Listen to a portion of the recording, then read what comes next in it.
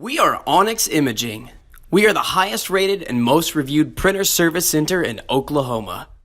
Hey there YouTubers, it's your girl Brett over here Onyx. Today I'm going to show you how to replace your toner on an HP Laserjet 1536 DNF MFP printer. So first thing first, you lift this up, then you're able to lift this part up, and down in here is going to be your toner. This printer takes a 78A, so you just pull it out, unbox your new one, and then you just take your new one, follow the guides, and stick it in there. It's pretty simple.